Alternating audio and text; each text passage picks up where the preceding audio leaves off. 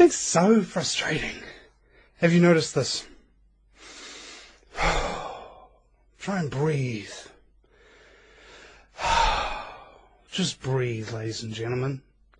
Once in a while, when you realise that things are just so frustrating and so difficult, so bloody annoying with the consistency, that everything just keeps messing with you, doesn't it? Doesn't matter how good you are. Doesn't matter how many things you do to prevent yourself from karmic bad things happening to you. Happen, they do. And ladies and gentlemen, it will happen to you. As sure as good times follow bad times will interrupt your good time, isn't it? It's the universal truth.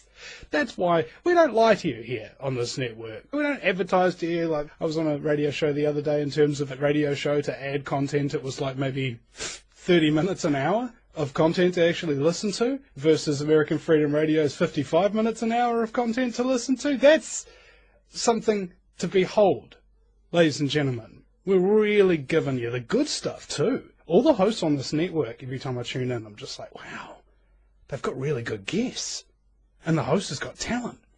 That's how good American Freedom Radio is all the time. That's why you go to AmericanFreedomRadio.com and you start donating every month. Set up one of those little automatic payments to help them pay the bills and keep giving everybody, not just you who donates to us, the truth that they need. And we may even be starting to turn this into a bit of a television network as well. Hush, hush. My very special guest is Jim Willie, the Jackass. Welcome to the Vinnie Eastwood Show. Good to be on. Might you give us a little bit of background on yourself, who you are and what it is you do? By trade, I'm a statistical analyst. I have a PhD in probability and statistics. I started my career in 1980. I worked as a quality control analyst for manufacturing at Digital Equipment Corporation. At the same company, I did work as a marketing research analyst. That was a great deal of fun. From there, I went to Staples, a complete switch, and was a retail sales analyst and forecaster. And then I bounced around a little bit and decided to try a newsletter because I realized that I knew more about why gold was rising and why interest was accumulating in gold. And I started writing. It became kind of popular, my work. I started a newsletter, and it became rather successful quickly, and so far so good. That was April of 2004, so here I am 12 years later. And the distinction that I have, Vinny, is my forecasts are sometimes a little unusual and sometimes a little early, but they're about 80%, 85% correct. Wall Street analysts are in the 20% range. They're not paid to be correct. They're paid to promote a narrative, a position, a banking center strategy. So basically, about 20% of the time their lies turn out to be true, you mean? Well, they can't be completely wrong because they have a functioning brain and they must write something. So you could call it accidental. You could also say that they got a few easy things right. Even if you shoot at somebody blindfolded, you might hit them. I tend to have unusual forecasts. Like right after Lehman Brothers, I said there would be a U.S. government debt default. It would take several years, and I think we had it early this year. They're not about to tell you that they've had it. They're just going to have it and deal with it all privately because China wants to get rid of all their treasury bonds, or at least spend them or do something with them. The most unusual forecast I had, Vinny, it was late 2011, and The Voice, who is a dear source and contact friend who's a gold trader, an international gold trader, he told me, sorry, Jim, we're just not going to get that banker Nuremberg trial. We're not going to get it. I thought we might when Lehman fell because of all the trillion-dollar crimes and genocide that's going on, like Agenda 21 that you mentioned. So I immediately said, well, if we don't get a Nuremberg banker trial, we're going to see them murdered, are we not? And he said, yeah, we are, but it's going to be a little unusual. And we left it at that. I wrote him back and said, I think we're going to see a lot of mid-level bankers murdered. They know too much. They were assigned to do too much. They don't have sufficient power. They aren't made men. They're not vice presidents. They're not protected. And something even worse than I expected happened. A bunch of mid-level bankers were killed starting in 2013 and 14. It really accelerated in 2015. Many of them were J.P. Morgan related, and some of them were called suicides. But when a fellow in London was shot repeatedly by a nail gun at 3 meters, they did not try to use the suicide story. But they did use the suicide story in the one case where a guy was shot himself in the head 6 times with a nail gun. In both sides of his head. I mean, he was just determined to die. You know, you can't stop some people. Well, there was another incident in Belgium where someone related to the Swiss reinsurance sector was shot along with his wife by a motorcycle gunman out by the front of the house. They did not call that suicide either. All right, so the point I'm trying to make is that I make unorthodox calls, but I make a lot of regular calls. Like after Fukushima, I said that with all the emergency measures, it was going to be kind of a repeat to the Kobe earthquake from a long time ago. I can't remember, 20 years ago, something like that. And I said we're going to see a big drop in the Japanese yen. And we did. They just loosened controls too much. But I have a lot of very standard types of forecasts. I think it was about a year and a half ago, I said the petrodollar is going to be dismantled and look for a great deal of disruption. And it could come in the derivatives sector, which is a sector where you might have these very large, like $100 billion contracts linking the dollar with the crude oil price, linking the euro currency with the crude oil price.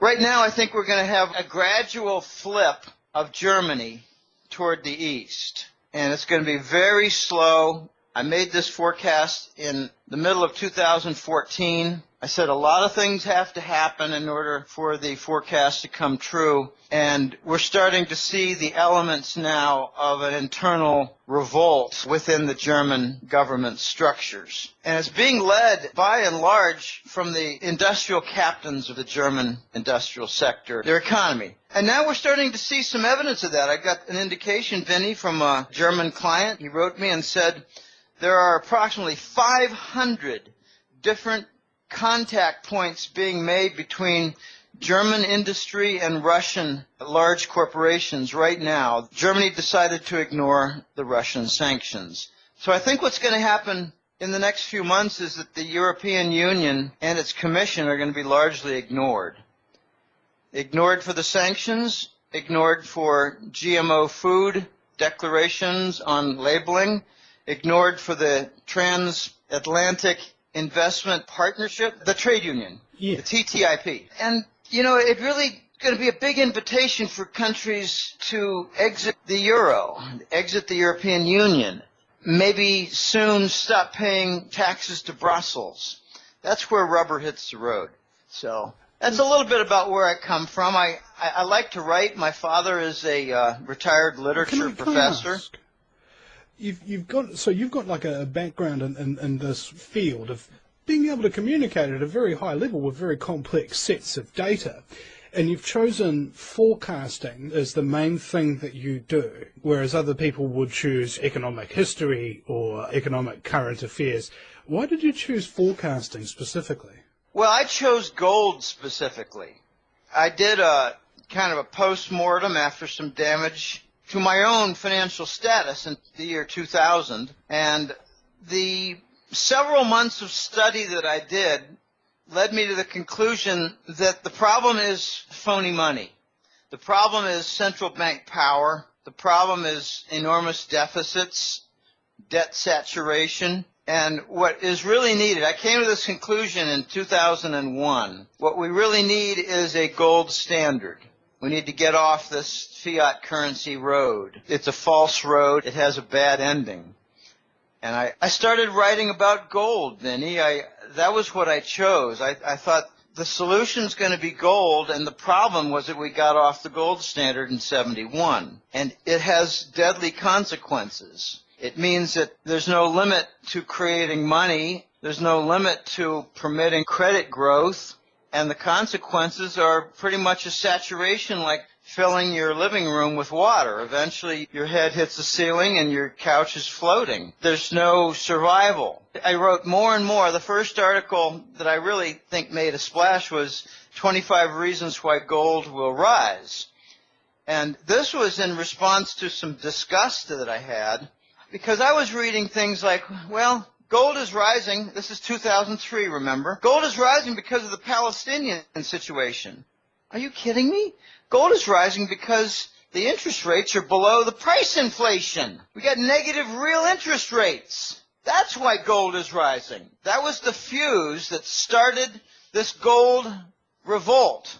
The interest rates went down, down, down under Greenspan. He urged people to borrow money against their homes, made it very easy for everybody to do that, but the easy money led to some price inflation right away, and we always had price inflation. We always have 3 to 5% more price inflation than they admit, and the result was the interest rates were below the inflation rate. And that historically has been a fuse to light the gold switch, the gold dynamite. And here we are. It's even worse now. We've got 8 to 10% price inflation, and now we have 1.3-something% on the 10-year bond for the U.S. Treasuries. By the way, about 4 or 5 months ago, I forecasted that the U.S. Treasuries would go down to 1.5 and then 1.3.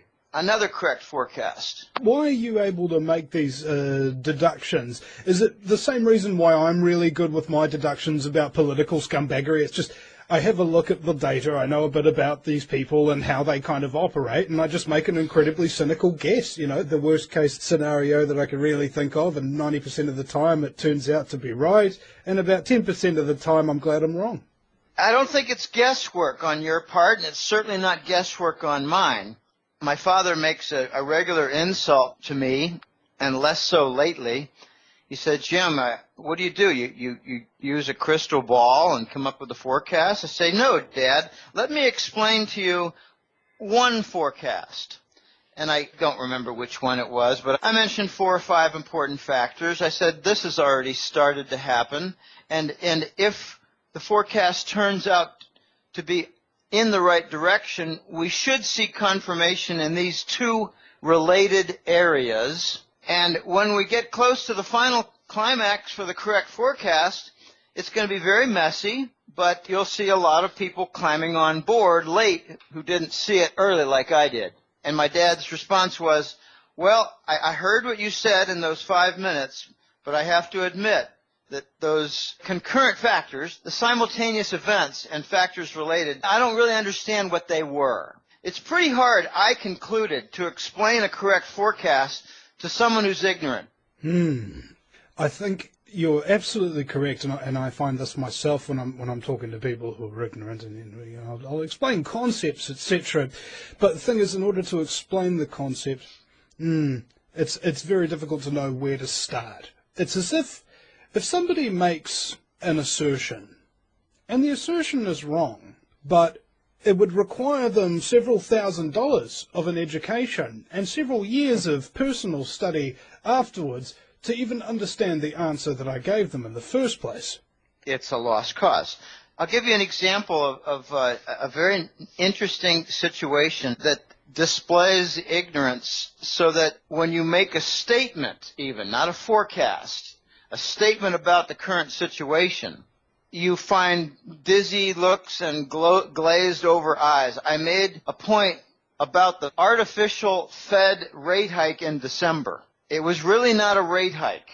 It was an adjustment of various reverse repo features, and no confirmation from the effective Fed rate and no confirmation within Fed futures. So I dug deep and found that the reverse repo was the goal. It wasn't a rate hike. What they wanted to do was make an adjustment to the reverse repo policy and induce the banks with what seemed to be a 25 basis point rate hike, induce them into cooperation, because the goal was to use the reverse repo, take the big banks' cash, give them U.S. Treasuries, and allow them to leverage up on the Treasuries in a way that they could not with cash. And I've explained this to a few people, and what I get back from them is, I have no idea what the reverse repo is.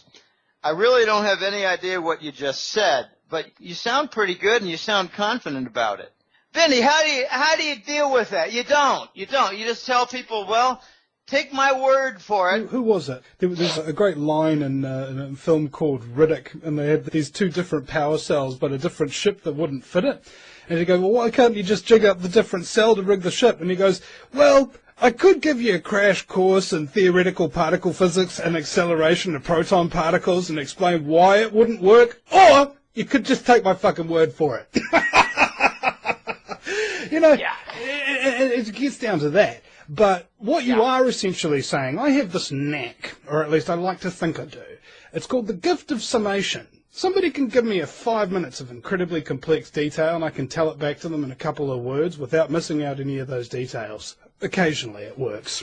And essentially what I discerned from what you were telling me, I didn't understand what reverse repo was or any of that kind of stuff, but essentially what it sounded like is the banks are getting given a whole bunch of these things called treasury bonds, which are worth an infinite amount of money, but you can only access that infinite amount of money if you got them in your hands. You can't have them if the government's still got them. So you just buy those treasury bonds, and then, once you've got them, you can expand them infinitely into bullshit money. I think that's pretty much it. What I like to do is to explain it in the terms of a Tower of Babel. By doing reverse repo, they reduce the footprint of the tower, the foundation area, if you will. And with a narrower base, they are building a taller tower. It's more unstable. And derivatives don't like movement and instability and volatility. I like to say that the tower doesn't want to move left or right or back or front. It doesn't matter what the movement is. So when we had some big movement in May of 2012 and the London whale became a household name, J.P. Morgan announced a huge derivative loss. I let it be known that the loss was between 10 and 100 times larger, and I identified their lie. They said that the European sovereign bonds made volatile movements. They made positive movements, but they did make movements. They said that there were big losses from the Euro sovereign bonds, and that was a lie. And I looked around, and Rob Kirby and I, a Toronto-based bond analyst and bank analyst and expert in derivatives, he said to me, Jim, no, the target, the area, you can point the finger to the U.S. Treasury bonds. It went from 2.4% to 1.7% in that same period of time, that one quarter, where J.P. Morgan lost on derivatives. So it was volatility with European sovereign bonds, but it was big movements with the treasuries. And derivatives don't like big movements. It's like the wind pushing back and forth and left and right on that narrow Tower of Babel. It's kind of funny. I explain some of these things to people I know and, sometimes to newer clients. And I have conversations with people I meet in town. And I keep hearing the same thing. Well, I don't really know what this quantitative easing is that you mentioned from the Federal Reserve. I don't really know what central banks do. I don't know what derivatives are, and even though you explain a tower, that sounds all kind of neat, but I don't really know what the big Wall Street banks do with regards to treasuries. So you know what this reminds me of? It reminds me of a scene from, I think it was called Hot Fuzz, where they go out to see this guy, but he's got a really, really bad accent kind of thing, and nobody can really understand him. Except this one guy who also has a really bad accent, who nobody can understand except one guy. So they do this circle where the guy with the really bad accent talks to the other guy with the really bad accent, who then talks to the other guy who can only just understand him, but nobody else can. And then he blurts it out in English. That's what we need for economics. All right? Economic professor says, and then the economic sub-professor and so on and so forth, onto the comedian, at the other end of the spectrum, who really simplifies it down and basically makes a joke out of it and makes sense of it all at the same time. Well, I'm glad you said that. That makes a lot of sense because we used to have, remember Fed Speak with Alan Greenspan? No. And he would talk about liquidity and offloading risk to derivatives. And then Bernanke came in and we had the alphabet soup, all kinds of different liquidity facilities. What the hell is a liquidity facility? Well, I'll tell you what it is. We have down at our local water reservoir one of those. Yeah, fine. Here's what liquidity facilities are good for. When all your big banks are insolvent, you better not let them get illiquid because they'll all go bust. So you better put in liquidity facilities so they don't all go bankrupt. Liquidity, I needed to explain this to people, actually. They don't know what it is. So let's say you've got an overdraft on your checking account and some kind of unexpected bill comes in, and then you don't have any extra money in your account to pay your other bill that has to come in, and then you get some kind of dishonor fee or whatever, and then you get kicked out of your house, and there's this whole bunch of extra bad consequences as a result of just not having that extra $20. Enter the extra liquidity account, right? All it does is give you the extra that you need right there to make sure you don't get kicked out of your house, and then you quickly pay it back. Or at least that's supposed to be what it is, so that the economy can breathe underwater, as it were.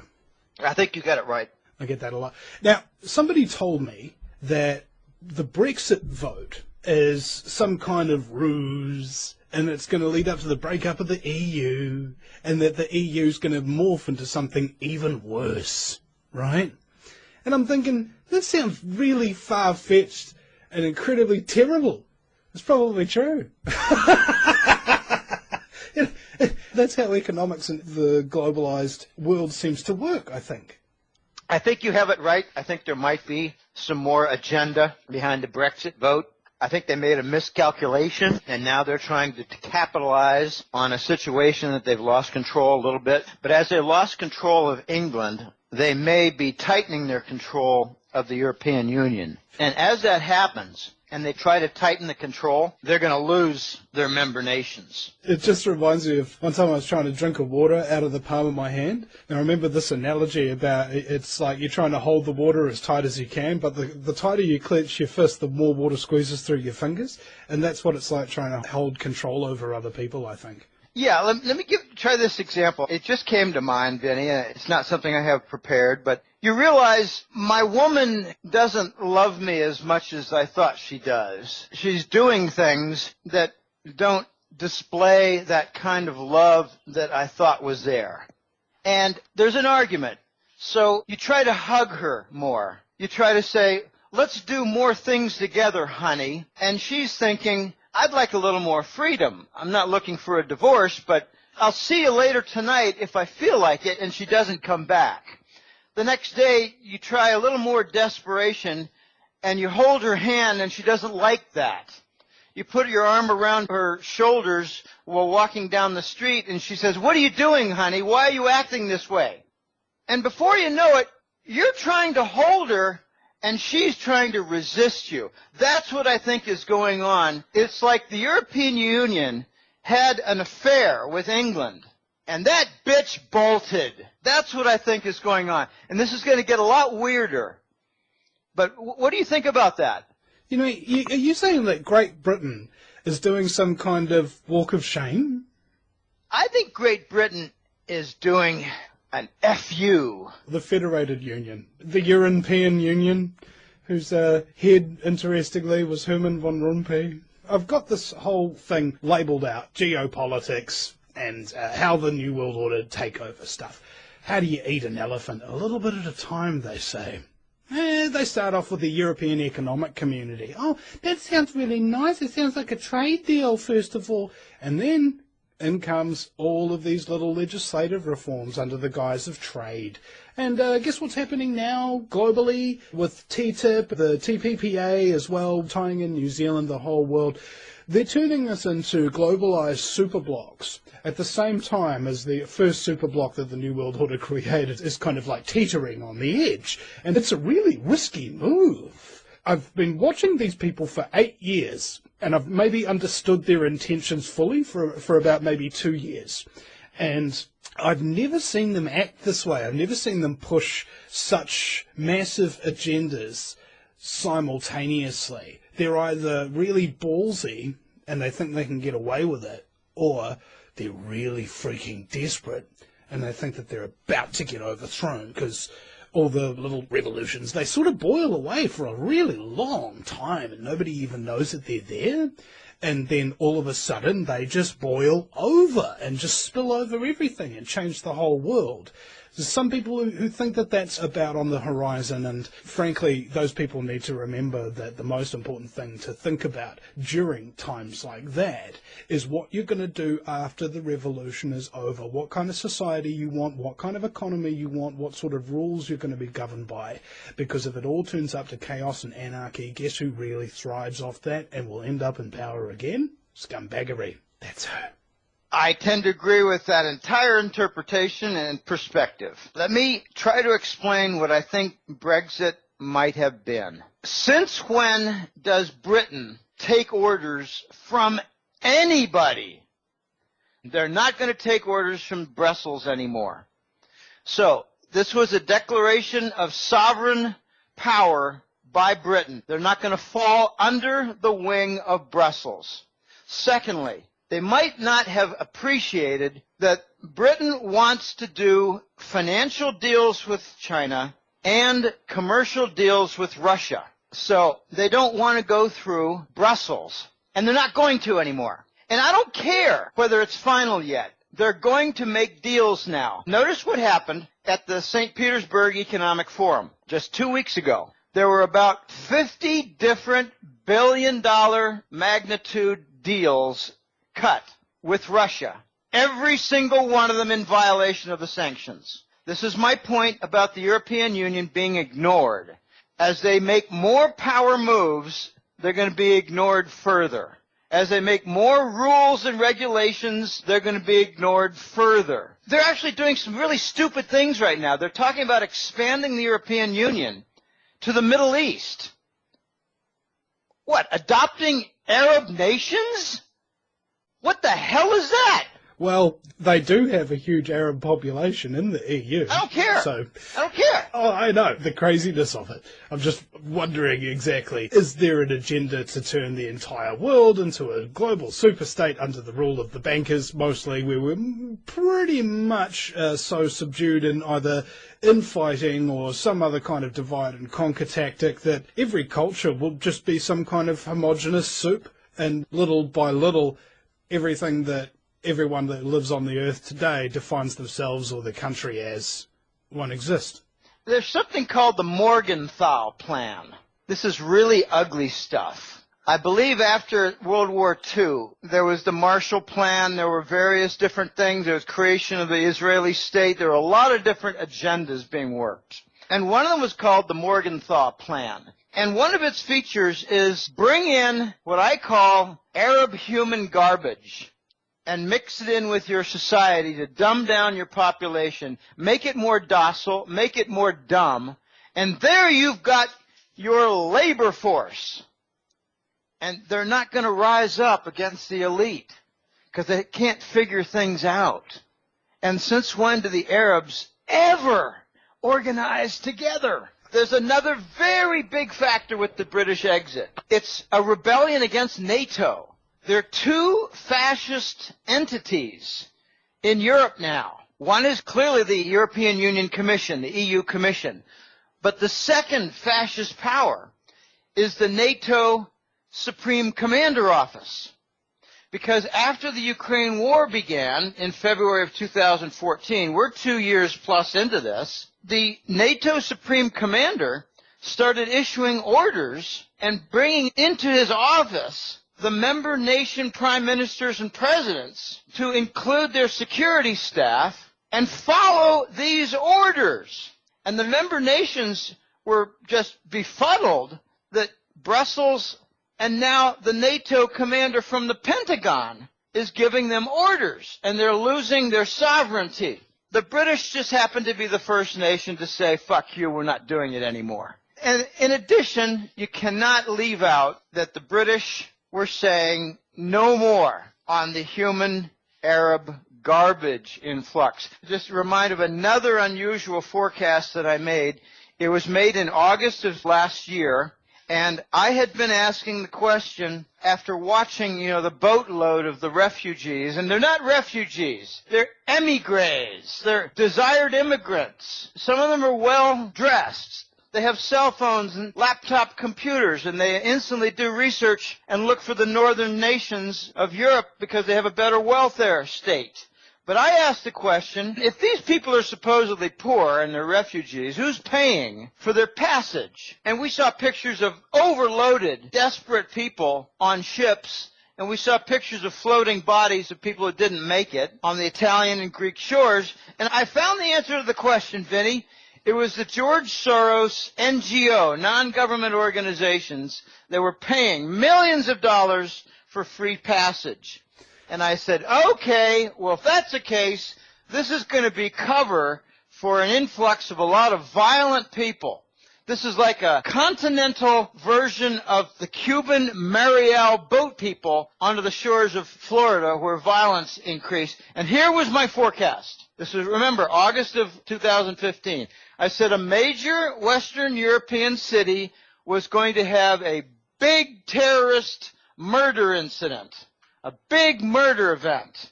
And there it was, Paris, France. Yep. Another unusual forecast. And remember a key detail to this event. A Mexican woman named Jimenez called home to Mexico City, told her parents, I witnessed a violent incident. I'm okay. I am in police custody. And she was found murdered.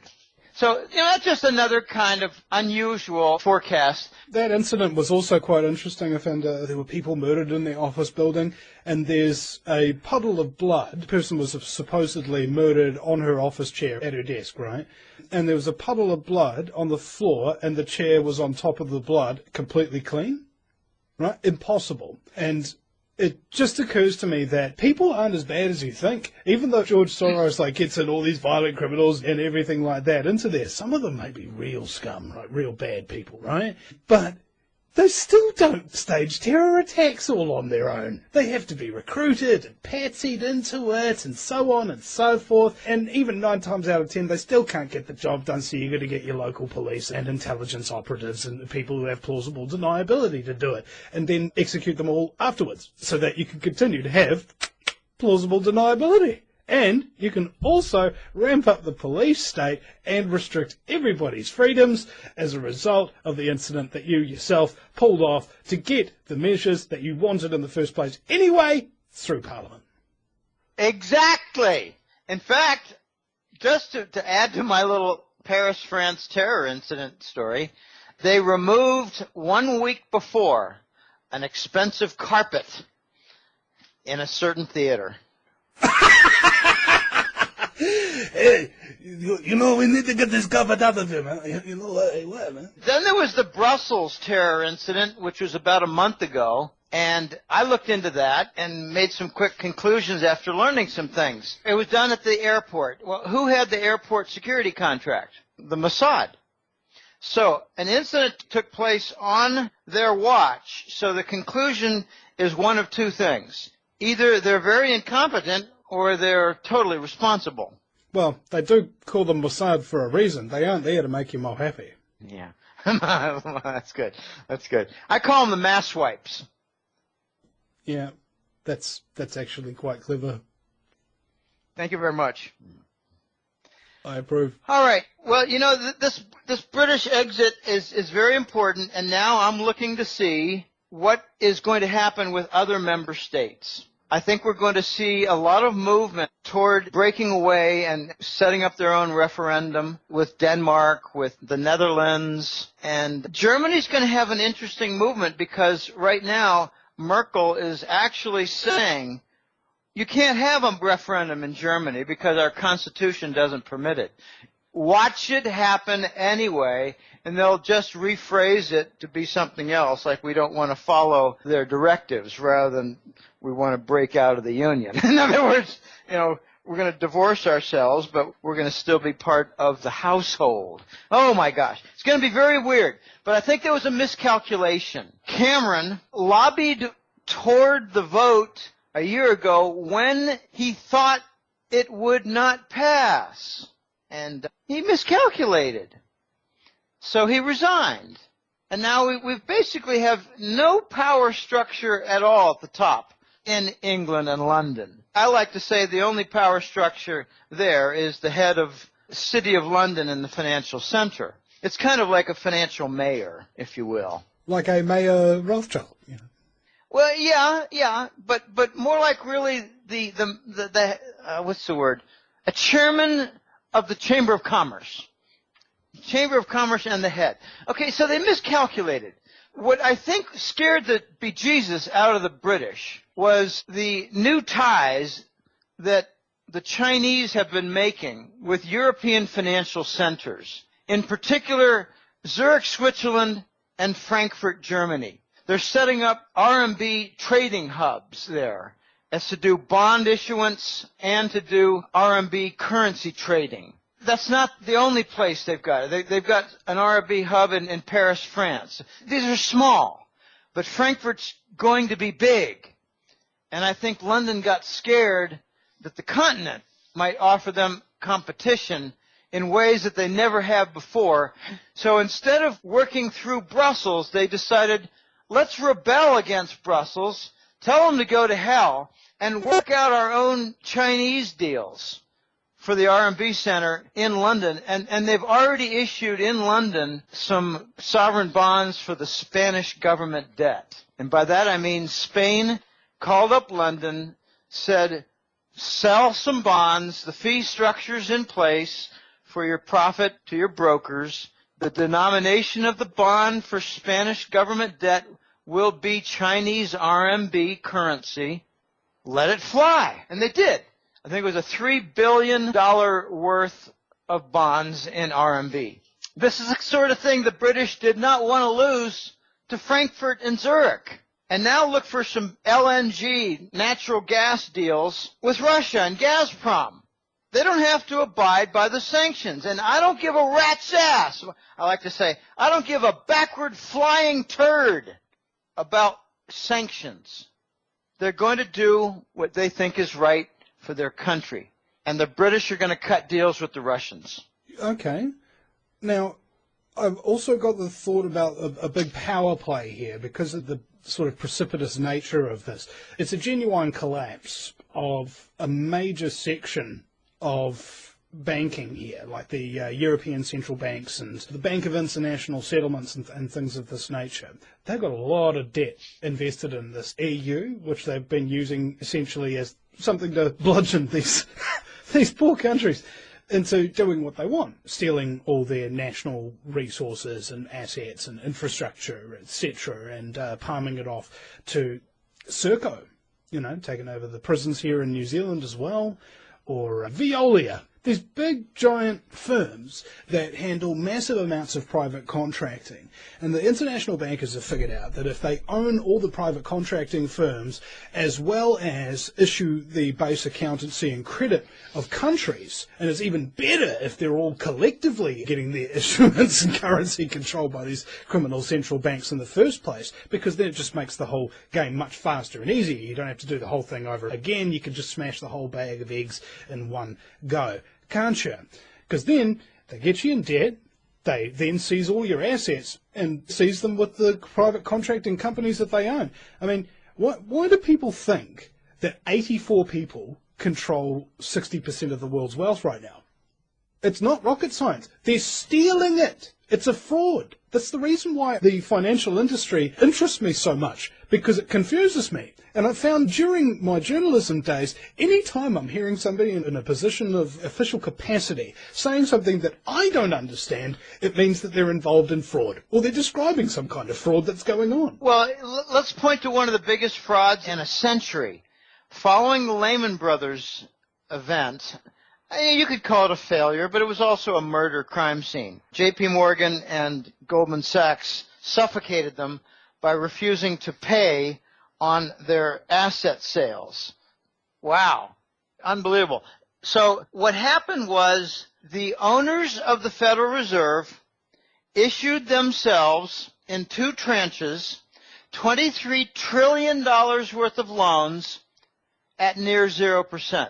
I guarantee you they'll never pay them back. When I heard that, I concluded they're going to scuttle the world economy, and these owners of the Fed are going to buy up $23 trillion worth of assets from crumbling economy and the fractured situation.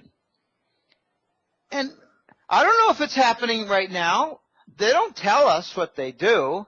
We don't know who's buying up the big European banks or the big European steel companies or the big refineries. We don't know. We don't know anything about what they do. It's a big club. All I know is that if I'm sitting down at a poker table and I've got like maybe a couple of $1,000s in chips and the guy across from me has got maybe a couple of $100,000 in chips, it's going to be very easy for him to get the rest of the chips on the table from everybody else. Well, especially when he controls the rules and he controls the PA system in the room. And pumps pheromones into the room to make you more docile and willing to spend your money. Yeah, we're talking about the press networks and the regulatory bodies, the regulators. They control that. So it's kind of like the gold market. Oops, the price is going up. They're going to increase the margins and force the price back down. Change the rules midstream to favor the people who have the most chips. It's a rigged game, but they're losing it now. Isn't it like the definition of like the worst incompetence that you could ever conceivably imagine, that you could lose your own rigged game, you know? So, now, sometimes it's like Schadenfreude, you know, interesting that we're talking about Germany and the EU, you know, it's funny and enjoyable to watch someone stumble so badly. But I do wonder sometimes, and I hear this commentary from so many people, oh, these people are so stupid, they're so stupid. In some cases, no, they're not stupid at all. What they've done, if they were doing it unintentionally, would certainly equal stupidity. But it's more the fact that it's evil to a large degree. I mean, am I wrong here? Or is there a large quantity of just really, really evil people who are the decision makers in our world today? I think they're very evil. They're Satanists. They're being outed as Satanists, and Putin is a main propagator of the information that's outing them as Satanists. They're not doing stupid things. They're doing bold power grabs that to a logical person appear stupid. And they're now in a desperate mode, Vinny. I was told by The Voice about a year and a half ago. It was right around Christmas 2014, the turn of the year, early 2015. He said, Jim, the elite are on the run. They're on the defensive. And there's this White Dragon Society directive. You know, actually, let's spend the next hour on that, the White Dragon Society and the elite being on the run. That sounds like a really good hour to spend, because so rare is it when we talk about economics and politics and doing so in the alternative sphere that we actually have some good news, something to embolden us, something to make us want to fight another day. You're listening to the Vinnie Eastwood Show. Go and donate to the VinnieEastwoodShow.com. That's Vinnie with a Y, because it's the most important question. And Eastwood, like, go ahead, make my news. We'll be right back. Welcome back, ladies and gentlemen, to hour number 2 of the fastest 2 hours in talk radio. It's the Vinnie Eastwood Show on AmericanFreedomRadio.com a couple of nights a week for the listening discomfort of those people who don't like to learn anything. You know, not that they'd be listening anyway. Now, here's another thing. I have so many different guests on this show talking about so many different topics that I'm starting to question my beliefs on about a monthly basis now. All right? And ladies and gentlemen, believe me, it's a really good thing for your personal growth to stop learning on occasion and just take some time out to digest what it is you have seen. What it is that you now think you know. There's so many people out there who keep reading the articles, keep listening to these new shows, and, you know, more radio, more YouTube video, more this, that, and the other. You're consuming, you're feeding yourself into this kind of thing, but there's no outlet, all right? You are essentially intellectually constipated. That's what's happening now. You haven't had enough interaction with other people. You haven't shared your knowledge with them, these new things that you've discovered. You haven't fully understood what it is that you think you know yet. And you're very stressed out about it, and you're very angry with other people a lot of the time, and you start calling them names, and you start getting hot under the collar whenever people start arguing with you. You know what that's a sign of? It's a sign that you're right, they're wrong, and you haven't figured out a way to be at peace with that. Be at peace with the fact that the world is full of idiots. Be at peace with the fact that it is run by scum. Don't accept it, but understand that it is, regardless of how you feel about it, the way it is. And try to live your life happy while you resist them.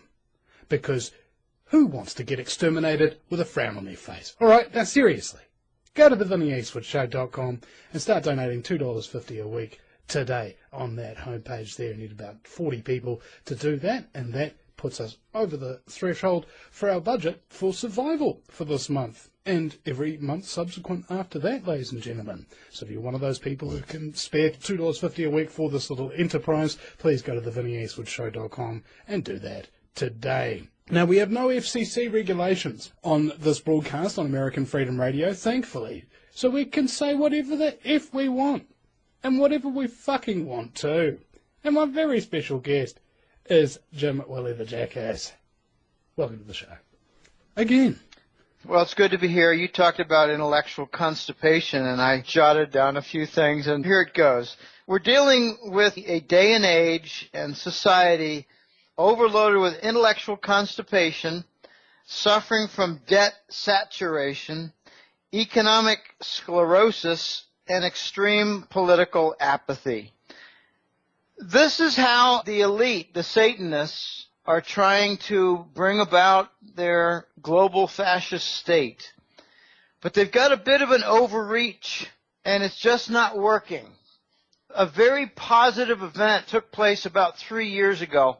Senator J. Rockefeller of West Virginia retired. Unfortunately, he didn't get retired in the replicant sense of the word, because unfortunately, Rockefellers, they just don't seem to die, right? How many heart transplants has David Rockefeller had? He's had like 8 heart transplants, right? And they've carved open like 8 small boys to keep that guy's heart rate. It's unbelievable. Like, grass dies when he walks on it. He's so evil.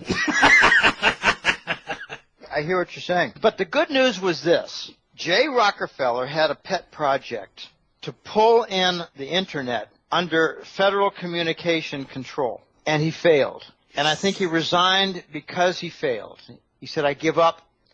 This is my assignment from the elite. This is my reason for being in the Senate for the United States government. And the Federal Communications Commission just could not be brought to heel and control the Internet.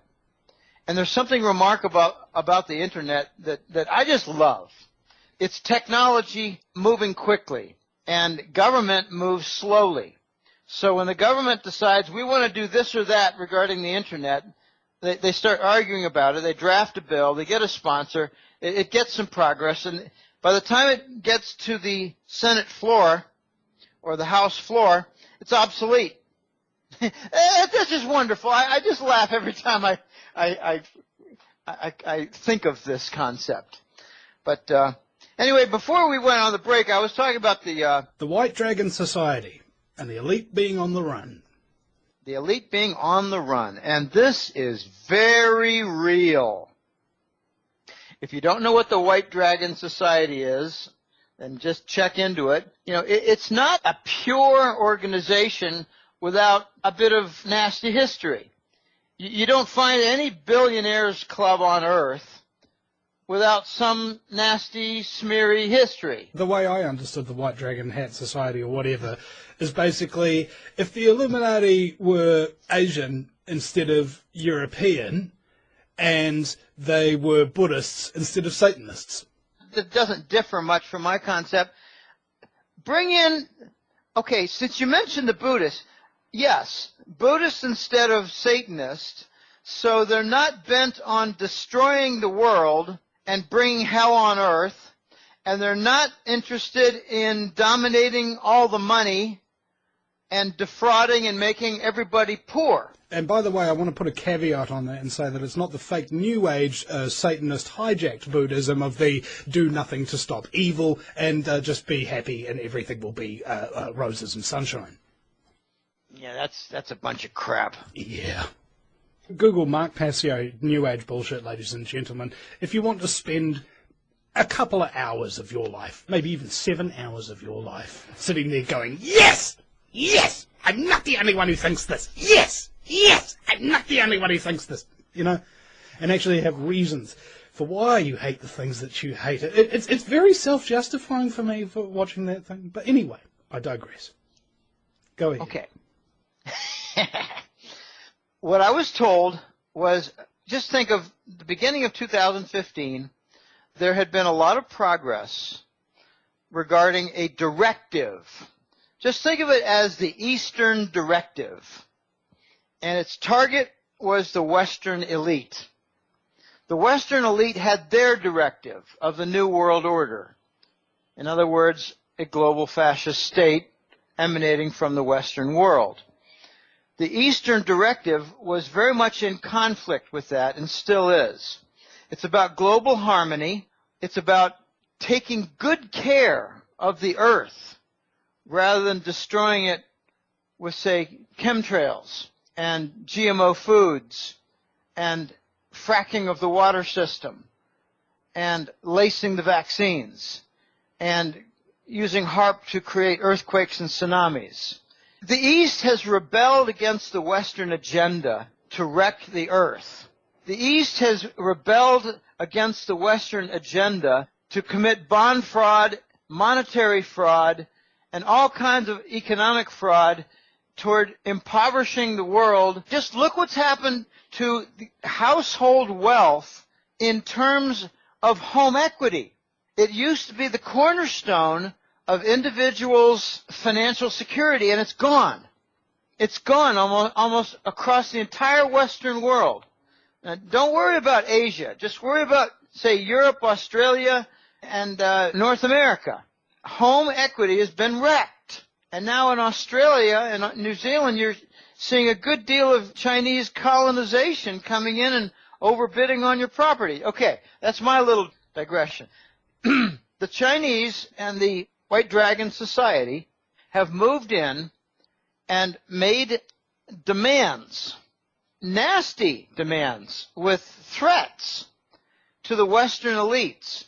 And what I've heard is that in early 2015, 90% of the entire hierarchy of the Western elite families had signed on and conformed to the Eastern Directive regarding earth integrity and banking and monetary security and integrity as well. I'm talking about the Rockefeller, Bush, and Rothschild families. These are the three principal Satanist groups in the Western world. You know, just to show you how disgusting and hypocritical these people are. When George Bush Jr., that's what I call little Bush, baby Bush, pardon me, my throat is bothering the heck out of me.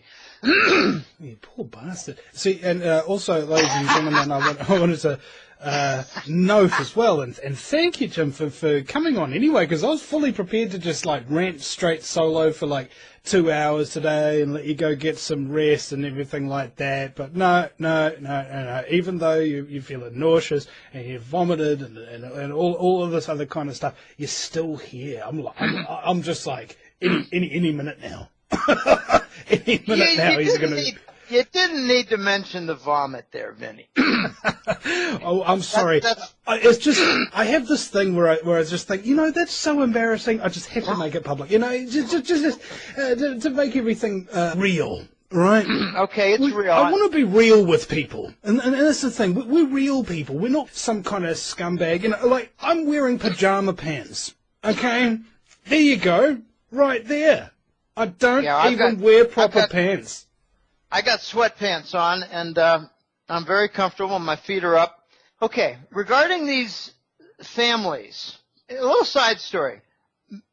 W, you know, baby Bush, In order to win the election in 2000 for the U.S. presidency, he decided that he was going to sit on Sunday mornings in a Protestant church during services.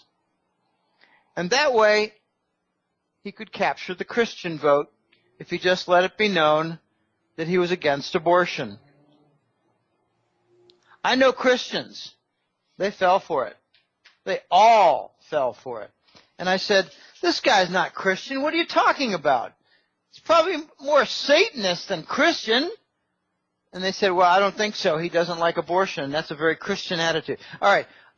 There's a saying in Alcoholics Anonymous that I learned when I was very much involved with them for 5 years back in the late 80s. I was a marijuana addict, and they allowed me into the Alcoholics Anonymous family. And I've been clean and sober for 28 years. Yeah, that's another little real fact of a real person who vomited. Fine. Okay, here's the little saying they have. Just because a couch is sitting in the garage doesn't make it a car. Just because Baby Bush sat during Protestant Sunday service in the church didn't make him a Christian. Okay, back to the directive, the Eastern Directive. Ben Fulford has promoted this story a bit, and he's an interesting cat. I don't believe all he says. I tend to believe more than 50% of what he says. He's got a lot of pretty zany details, but that's okay. My real problem with Ben is that all the things that I think, Ben, that sounds a little bit crazy. Usually a couple of years later, they turn out to be true. So now it's like, it's only after a couple of years, maybe I've done 3 interviews with him, that I realize, how to actually handle him and how to take his information. You take it like something out of left field that just happens to be true, that your belief system isn't currently able to accept because of the way that you've been grown up and been brainwashed in many other different ways upon your normal average life that you live in a society full of brainwashed scumbaggery and nutrient-dense nothingness. Mate, it's just unbelievable. The things that people can say that turn out to be true is all I'm saying. But yeah, I get that a lot with my forecasts, and I say, well, get back to me in a year when some of the things start falling into place. It's not so much that your belief system is out of whack, it's that you see absolutely no evidence toward that. And I got that comment back in 2013 when I said the petrodollar was going to die. I got that attitude in 2014 when I said Germany was going to flip east. I get that a lot. I got that in post-Lehman when I said the U.S. government debt was going to default. And I said, well, just give it some time. And then some people would say, Jim, it looks like the U.S. government debt default was put off by QE and the Fed's quantitative easing and hypermonetary inflation. I said, yeah, exactly. Exactly. They couldn't find a buyer for $1 trillion worth of debt per year to securitize the U.S. government deficits. So they printed money to cover it, and they called it stimulus. It's not stimulus. It's debt default avoidance. And I said, okay, now you're starting to see that the government debt default for the U.S. is a lock. And they say, yeah, I see it now. And now we're starting to see cracks in the U.S. Treasury bond foundation. We're starting to see derivatives. We're going to see some derivative explosions soon, and I think they're going to emanate out of Deutsche Bank. Deutsche Bank is an interesting entity, and they're kind of like Europe's headquarters for bank derivatives, and they're also at the same time an outsourced Wall Street derivative center. They were also the bank that was used to make bets against American airlines during 9/11. It's a very dirty bank. They've got a lot of dirty Russian money that flows through it, and some of the killings, they call them the banker suicides, some of the killings were done by the Russian mafia. Okay, there's a saying that the voice is a very wise man. and he's very alert, and he's clever, and he's a cool guy with his use of English and the phrases. He said, if the murder was clean for that banker, it was done by the Vatican. If the murder was really sloppy, they didn't care, it was done by the Russians.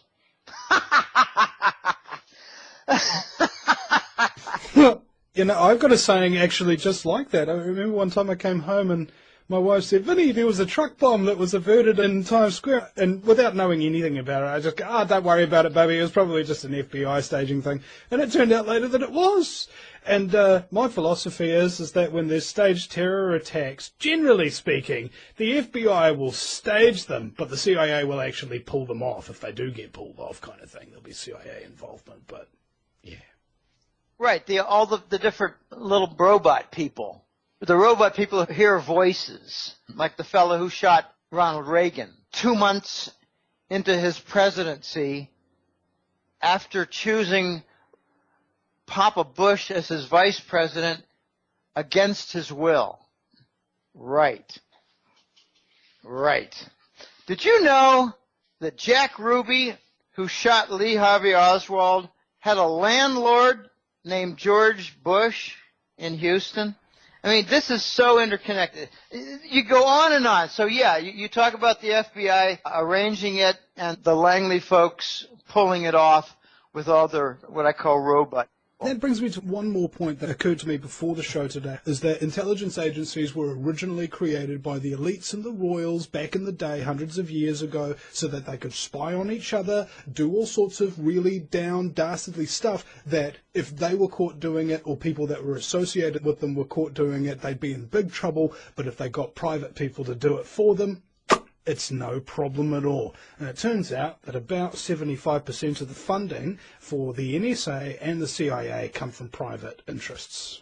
I don't know about the funding, but I do know about some of the dollar value for the narcotics that come out of Afghanistan. It's between $800 and $1,200 billion a year. It's a lot of good black ops money, I would say, especially if you're a private cartel. Yeah, well, they had some directors of the CIA about 40 years ago who put out their own justification that I prefer to call rationalization, that in order to keep America safe, they needed to fund the black bag, black projects. They needed to keep America safe by selling heroin. I never bought the argument, never bought it at all. Never got involved with any narcotics personally. I just got in trouble with marijuana. Yep. Now, back onto the White Dragon Society and the elite, because I fear that we've gone on many tangents here. Have you noticed that tangents are like tree branches, right? No matter how far they keep growing, they keep splitting and they keep growing in different directions. But, yeah, let's nip that at the bud, shall we? Do we have any positive news on this kind of thing? Because we're talking about the elite being on the run, you know?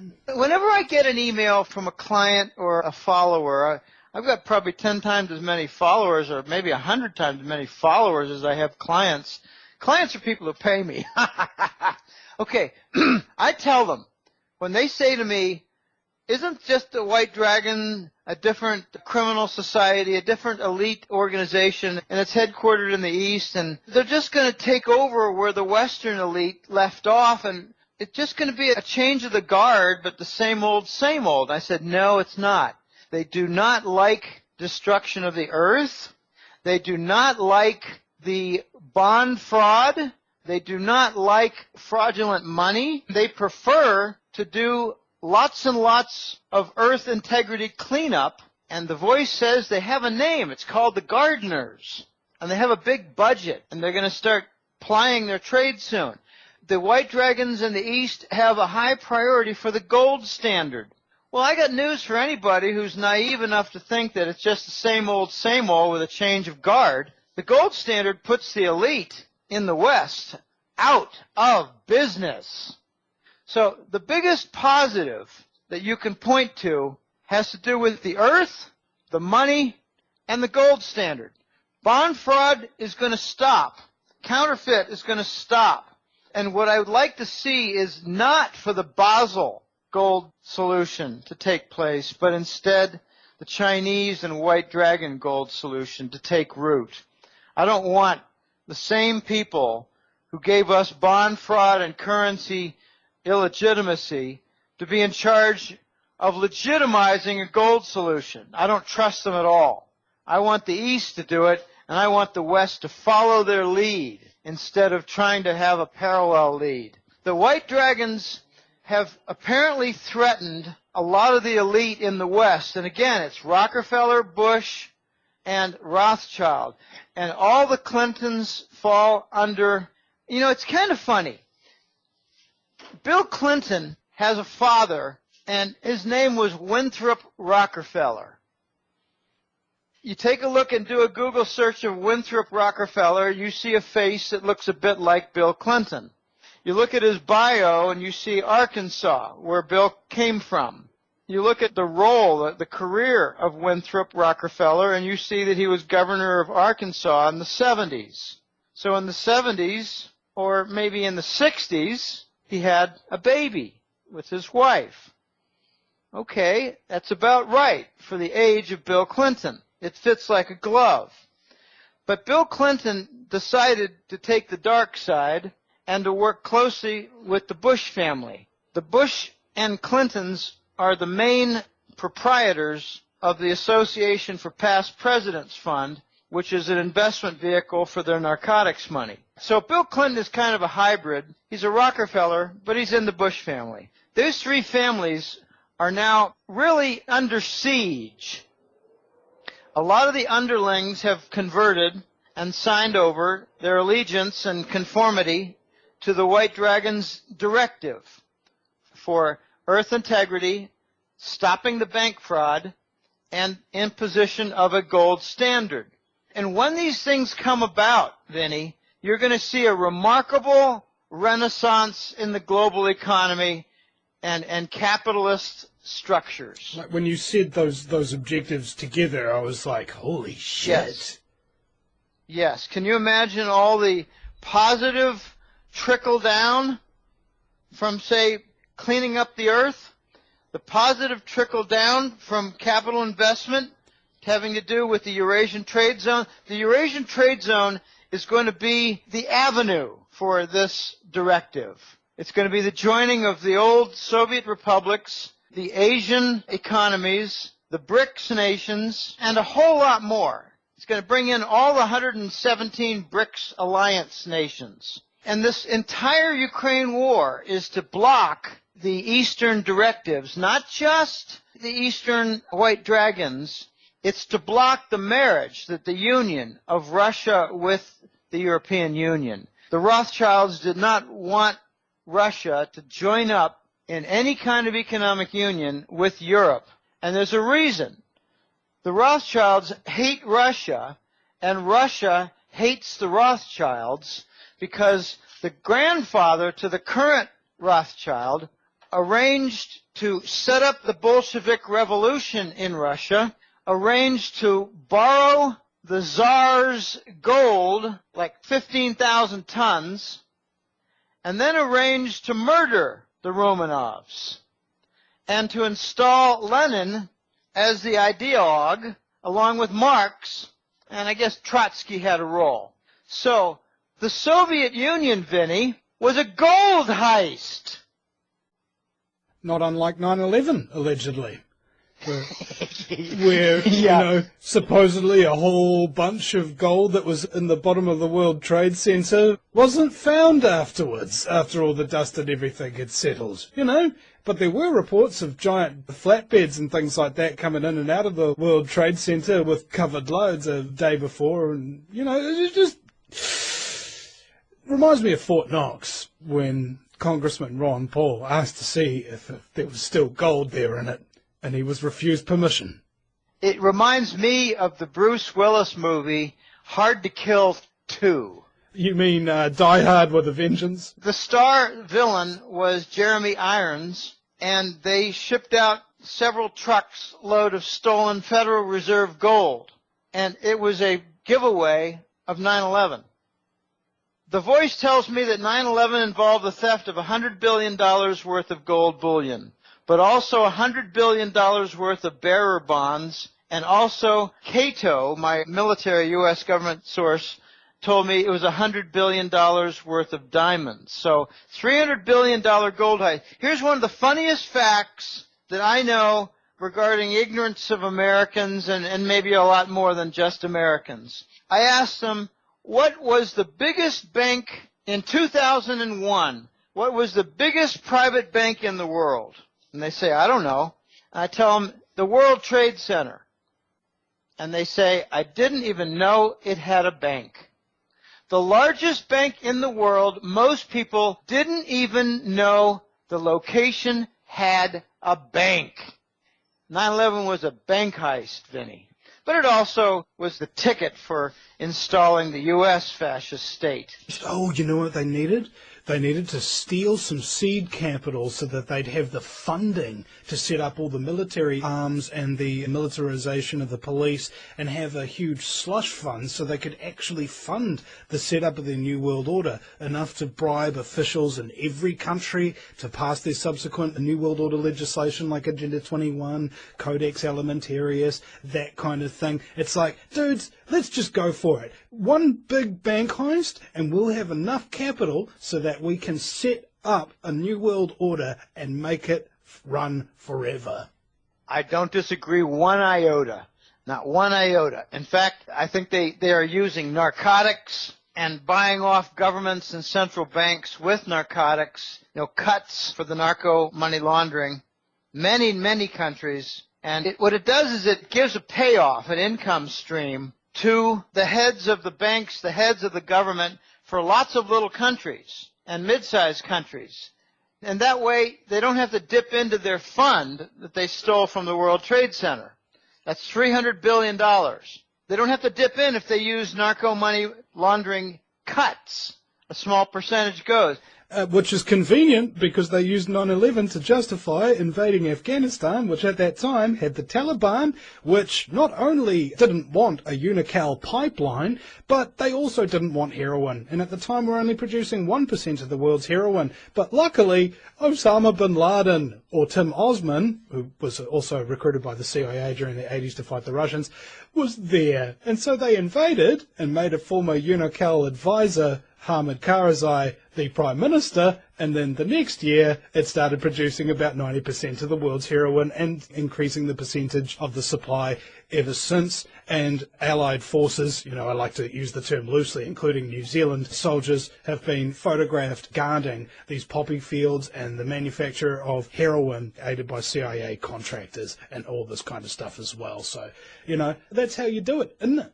Yes, it is. That's how you do it. And there are a lot of little details that are worth never mentioning, like details having to do with Kosovo, other details in NATO bases for distribution bases for the heroin. I try to leave it all alone. There's a woman named Catherine Austin Fitts. She revealed the Bush and Clinton theft of $1.6 trillion. $1,600 billion of Fannie Mae fraud. She uncovered that, and she survived 3 assassination attempts through arsenic poisoning. Her mother was murdered. Her mother was an economist in the Arthur Burns central bank regime for the Federal Reserve in the 70s. Her mother was murdered. And her mother's pet project was the Bush narcotics money laundering scheme, and she tracked the money and listed the banks in Panama, etc., and tried to make more public the trafficking for the money behind the Bush family, and she was murdered on her front lawn. Okay, this is what they do to people who get too close. And I had 2 death threats, Vinny, in 2006 when I was offering not details of 9/11 and how they did it, but details of what I call the Nazi playbook. And I just came up with that name myself. The false flag attack. What the Germans did was they attacked their own Bundestag, their Congress, blamed it on one certain group, declared that there was an invisible army for that group, just like the Islamic terrorists, I made the parallel on 5 different points, displaying what the Nazi playbook was and how it applied to the 9/11 incident, and I immediately got a death threat. No need for the details of the threat, but I said, okay, that's the way you want to play. I hear you. I'll leave it alone. Then I got a second death threat when I was at a conference in Germany, and that was face-to-face. And it was so bold that it took place in front of 3 of my own clients. My own paying clients at the conference were there to meet me and talk. And while we were walking around, I got interrupted by a fellow who I believe worked for U.S. Homeland Security and the United Nations. The United Nations is a very scummy organization. They're the world's biggest human trafficking front, as far as I've found out. Yep, don't doubt it at all. And the Chinese realize this, and they're making their own. There's a second United Nations under construction right now, and I think it's Beijing. So the White Dragons I've described as having a very positive agenda for the earth integrity, for banks, and for the monetary system, the gold standard. The gold standard puts the elite out of business. Okay, the Voice has said many things to me in the last few years. Some of the things that have stuck with me the most are comments like, Jim, are you aware that when China leads the effort and the Eurasian Trade Zone adopts gold as currency and gold trade notes are used for trade payments, are you aware that when the gold standard is imposed, that trillions in elite wealth are wiped out? And I said, I can imagine it, I just don't know exactly how it's going to happen. And he said, well, I'll help fill in the blanks as we go. And unfortunately, lately he's on an assignment in a project that I think has got just really high security clearance, and he's let it be known that he's going to be unavailable for a little while. I think he's working on the reset, Vinny. I think he's working on details like for connecting, say, the gold market that he's very familiar with, connecting it with the CHIPS, the Chinese interbank payment system that's a competitor to SWIFT, the bank transaction system. I think he's working on the reset, connecting gold with the Forex market and gold with the banking system. And it's not simple. The Chinese have a problem. They don't have all their platforms ready. They don't have all the SWIFT alternative and the Asian Infrastructure Investment Bank. They don't have it fully funded. They don't have a lot of momentum yet with the projects. They're having some problems now with Brazil, which is a key Latin American anchor to the BRICS and would have been an important piece to the Eurasian Trade Zone. They've got a lot of trade going on with Russia now in the food market, where the Europeans got dropped off, the South Americans picked up, not just Brazil, but Chile and Peru and Argentina. There's very big trade going on now in the food sector regarding Russia. But there was a big fiber optic cable system that was going to be an alternative to the Western Internet. That might not be quite so quickly implemented. That was to go through Brazil, and I think the funding for that has been somewhat interrupted or delayed, or they decided maybe it's not time yet. I don't know. They didn't consult with me. They didn't fill me in with a briefing. But anytime you hear about Eurasian Trade Zone, anytime you hear about White Dragon, anytime you hear about Eastern efforts toward the gold standard, think of it as putting out of business the Western elite, putting out of business the entire Rothschild central bank franchise system. Vinny, I'd like to share with you something that I've heard. It's very difficult to confirm these things, but I'd like to share with you something that I've learned regarding the gold pricing and the gold standard coming into view. It has to do with international contracts. You're probably aware, and so are probably a lot of your followers, that international contracts on a bilateral and multilateral basis, and by that I mean like between Bolivia and China, they're priced in dollars. And the commodity market, which is a big multilateral agreement setup, they price in dollars the commodities, like buying copper, buying aluminum from Russia. It's paid in dollars. So you've got complex contracts all across the world, and the contracts are written in dollars because the dollar is the global reserve currency, but it's also the trade settlement currency because it's the world reserve currency. The problem is that the U.S. economy is abusing the dollar with credit. Ship your goods to the U.S. economy and we'll give you toilet paper that are called treasury bills and payment. The world doesn't like it anymore. That's a problem. There's another problem. The U.S. government cannot finance its debt with either domestic or foreign investors to buy the bonds. So the Federal Reserve abused the dollar by printing it to cover the U.S. government debt. The world doesn't like it. So there's a problem that the U.S. economy and its government together, both trade deficit and government deficit, have a big problem. They cannot finance themselves properly, and the world is telling the United States, we can't have the dollar as the global reserve currency anymore. We can't have the dollar as the medium for global bilateral and multilateral and commodity trading settlement. We can't have the dollar for trade payment settlement because you're abusing the dollar in your home country for trade and your government deficit. So here's the challenge, Viddy. They've got to change, and this is what they're working on. Who are they? It's the Chinese financial officials, together with the White Dragons and their representatives. They're currently meeting with the Basel, Switzerland Bank for International Settlements and their officials. So in the East, they represent the Eurasian Trade Zone. They represent the Asian monsters, monster economies, the superpowers. They represent the gold standard advocates. And who does Basel, Switzerland, and the BIS, the Bank for International Settlement, who do they represent? All the Western central banks. And what are they talking about? They're trying to negotiate, and they're making progress, I hear.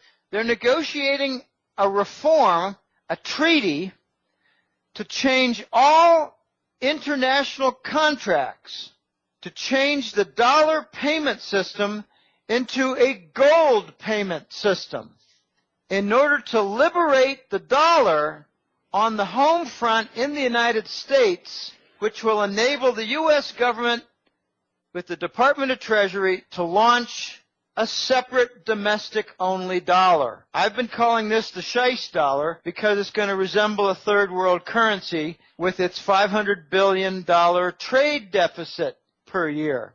Now, here's the climax point. If they make a conversion for international contracts to change from the dollar to gold, they need a value of gold in dollar terms, and they're working in the $5,000 range, which is over 3 times the current gold dollar price. We're talking about a sudden dislocation, as I've been warning, of a tripling or more of the gold price. The words declaration of war come to mind. Like when Japan had oil embargoes and hemp embargoes and things like that. That's the real reason the US invaded the Philippines, to get the hemp, because they needed that rope. And George H.W. Bush actually survived because of that hemp, because his parachute was named out of it when he got shot down in World War II. But anyway, I digress. Taking that onto the gold standard, that's a declaration of war, I think, considered by the elite. Just like when Gaddafi said, okay, we want to set up an African currency and trade things with the gold dinar. Boom! Smacked! Instantly. Whole thing got destroyed. ISIS gets set up by the CIA. Whole bunch of weapons get come in. The whole country gets thrown over. Boom! Destroyed. However, you can't frickin' do that with a country like China. You can't do that with somebody who's so well connected and so powerful that any move you make against them, they can make moves back just as nastily. So this represents a credible threat to the establishment, and the fact is they're insane psychopaths and Satanists who I believe, when pushed to that very limit, would rather destroy the earth rather than let anybody else have it. That's what I'm afraid of. Well, that's a legitimate fear, Vinny. And the whole Ukraine war was a move by the Rothschild to stop this Eurasian trade union from having the gold standard. They wanted to cut off the Gazprom energy pipeline to Western Europe from Russia. If they had the Eurasian Trade Union and it joined with Europe through Germany, etc., they would impose the gold standard and wipe out the Rothschild kingdom. This is precisely what you're referring to. The Rothschilds tried to have a nuclear war with Russia. It didn't work. There have been several mini nukes exploded in Ukraine. Many, probably 10 or 20. The Rothschilds tried to have a war with Russia. It didn't work. And Russia displayed their extraterrestrial technology to demonstrate to the United States military that they're not superior, that they don't have full spectrum dominance, like Cheney, the old vice president, used to call it. The U.S. does not have dominance anymore militarily. And now you have a show of strength that the Russians are putting out an aircraft carrier on the Syrian coast. The Russians are giving away certain codes for movements and flight patterns over the Baltic nations, in order to avoid war there. The Russians are defusing the Western's attempt for a world war, dictated and ordered and mandated by the Rothschilds. This is your fear, but it's being interrupted. And now we're having negotiations between the White Dragons and the heads of the Rothschild family. We're coming to a climax toward a global treaty, a peace treaty, a positive treaty. And the Rothschilds don't like it. They want hell on earth. They love all the different fiery explosions. This is how they worship Satan. It's a blood sacrifice ritual. If blood is spilled on the earth whilst the person whose blood is being spilled wears a symbol of worship to your God, it counts as a blood sacrifice. Now, the star and various other symbols, there's that three-pointed little thing, that's the demon tail, and you find that all the militaries of the Western Hemisphere have one or more of these symbols on their uniform, and in their dark, sick way, I'm not saying this is what I believe, I'm saying this is what they believe. In their dark, sick way, they think that causing chaos and death and murder and destruction and fear creates a negative energy pulse that allows more, shall we say, shady entities to cross into our plane, or the ones that are already here become even more powerful, and they think that they'll be rewarded for this. Yeah, you put it very well. I like to point to their fiery incidents and their April events. 2 years ago, I did something interesting just to deploy some of my probability background. But I laid out a lot of different incidents, and there were something like a dozen or more incidents that involved fiery explosions and things like that, and they took place in April. And I said, well, what's the likelihood? And I'm just going to lay it out in rough terms. I don't have the exact numbers at all. What's the likelihood that you would have, say, 10 events that would all happen? There'd be big events, and they'd all happen in mid-April. Okay, so I said, well, 10 events, each one happening with one chance in 12.